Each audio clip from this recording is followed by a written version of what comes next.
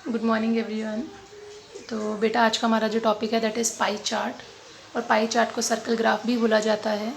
क्यों बोला जाता है? बिकॉज इसमें हम लोग क्या करते हैं, हम लोग किसी डाटा को रिप्रेजेंट करते हैं in the form of circle. Circle में हम लोग अलग अलग रेशो में, अलग अलग प्रोपोर्शंस में, सेक्टर्स में डिवाइड करके पाई चार्ट बनाते हैं। ओके बेटा, तो हम ये कह सकते हैं कि पाई चार्ट क्या है? It shows the relationship between whole and its parts. ये क्या कर रहा है? पूरे सर्कल को और उसमें डिफरेंट डिफरेंट जो हमने पार्ट्स बनाए हैं उसमें हमें रिलेशनशिप बता रहा है। ओके, तो अभी तक हम लोगों ने देखा है कि डाटा को रिप्रेजेंट हम लोग कैसे करते थे। बार ग्राफ की फॉर्म में करते थे, पिक्टोग्राफ की फॉर्म में करते थे, देन हिस्टोग्राम की फॉर्म में करते थे।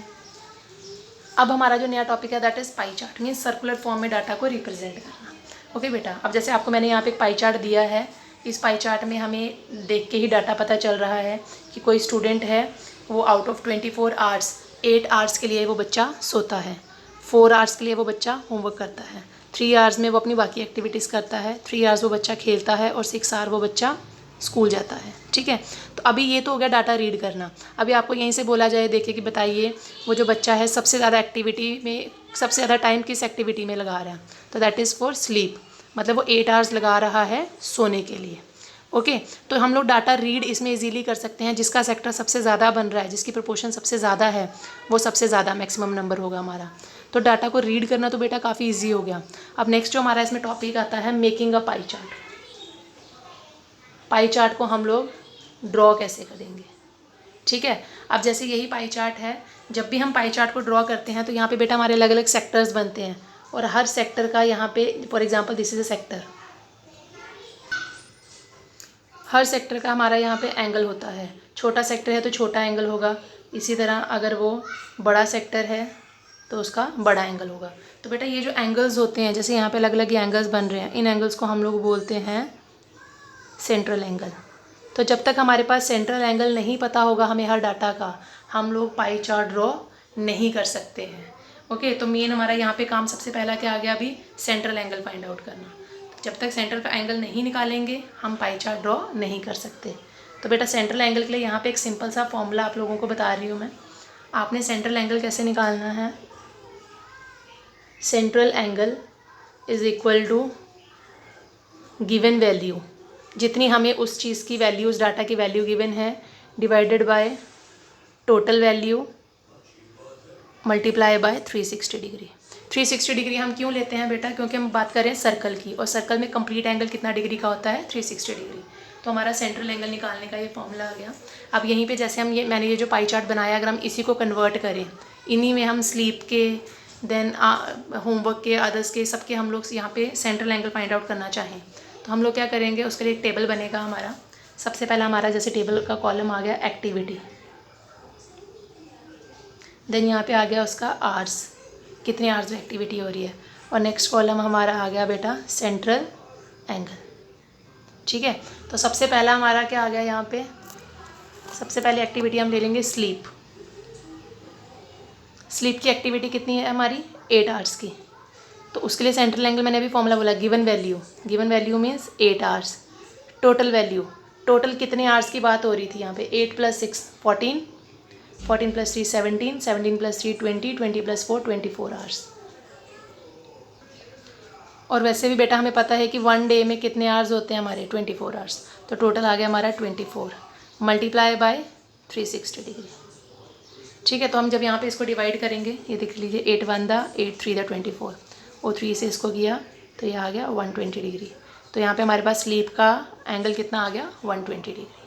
ठीक है, सिमिलरली नेक्स्ट हम निकाल लेंगे होमवर्क के लिए। होमवर्क के लिए था हमारा टाइम 4 आवर्स, तो 4 डिवाइडेड बाई 24 मल्टीप्लाई बाय 360।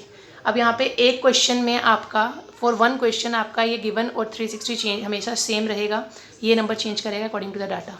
तो 4 1 दा 4 6 था, और 6 से यहाँ पे कट गया ये 60 डिग्री। ये आ गया हमारा होमवर्क का। नेक्स्ट है हमारा अदर्स और प्ले का। दोनों में 3 आवर्स है, तो दोनों का मैं एक साथ निकाल लूँगी बेटा। अदर एक्टिविटीज़ और प्लेइंग का 3 आवर्स है, तो दोनों का एक साथ ही निकाल लेते हैं। 3 डिवाइडेड बाई 24 मल्टीप्लाई बाई 360। सो 3 8 दा 24 यहाँ से इसको हमने डिवाइड किया, 8 4 द 32, देन 40, 8 5 द 45, तो 45 डिग्री। तो इसमें भी सेम यही है, तो इसमें भी हमारा कितना आ गया 45 डिग्री। लास्ट है हमारा स्कूल का 6 आवर्स। तो स्कूल का फाइंड आउट कर लेते हैं बेटा अभी हम। स्कूल का आ गया हमारा 6 आवर्स, तो 6 डिवाइडेड बाय 24 मल्टीप्लाई बाय 360, तो 6 4 द 24 और ये आ गया हमारा 490 the, it will be 90 degree.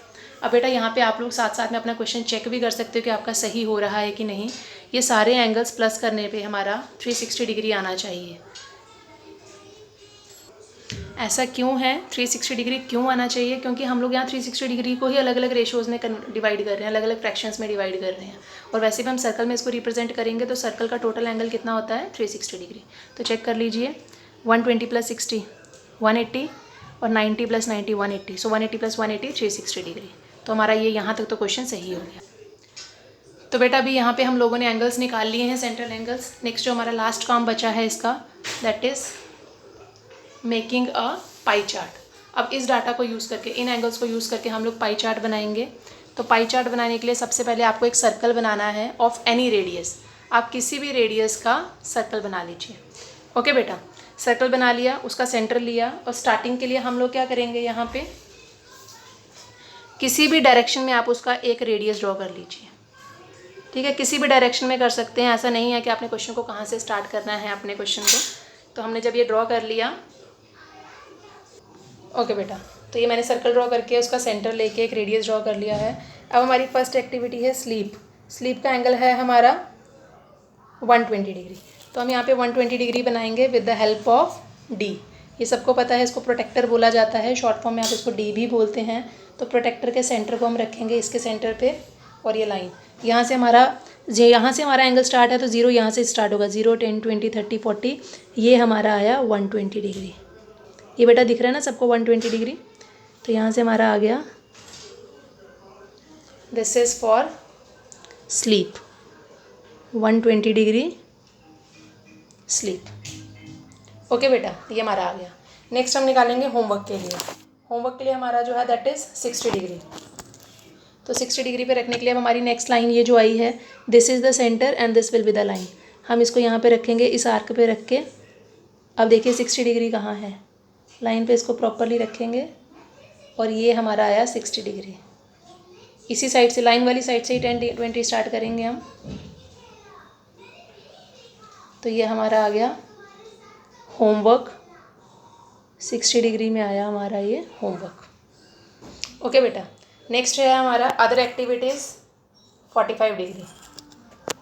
अब हमारी ये लाइन बन गई नेक्स्ट, और ये हमारा सेंटर यहाँ पे रख के 45 डिग्री। तो ये देखिए बेटा, दिस इज़ आर 40 डिग्री और ये 50, तो 40 और 50 के बीच में ये जो आएगा हमारा, this will be our 45 degree. ये आ गया 45 डिग्री अदर एक्टिविटीज़। नेक्स्ट है हमारा अगेन 45 डिग्री प्लेइंग के लिए। तो फिर से हम इसी लाइन पे रखेंगे उसको, सेंटर पे सेंटर रखेंगे, अगेन 45 डिग्री। 45 डिग्री के लिए हमारा ये 40 और 50 के बीच में ये आ गया हमारा 45 डिग्री बेटा। तो इसको हम यहाँ से ड्रॉ करेंगे। सो दिस इज़ अगेन 45 डिग्री, और ये आ गया हमारा प्ले। अब जो लास्ट हमारा बचा है स्कूल 90 डिग्री, ये ऑटोमेटिकली बेटा आपका अपने आप से 90 डिग्री बन जाएगा। आप चाहे तो इसको डी से चेक भी कर सकते हैं। So this is our pie chart. तो पाई चार्ट बनाने के लिए सबसे मेन हमारा यहाँ पे क्या है, सेंट्रल एंगल। जब तक आपका सेंट्रल एंगल नहीं निकालोगे आप लोग, तब तक आपका पाई चार्ट नहीं बनेगा। सो होप आप लोगों को पाई चार्ट का कंसेप्ट समझ आया होगा। थैंक यू बेटा।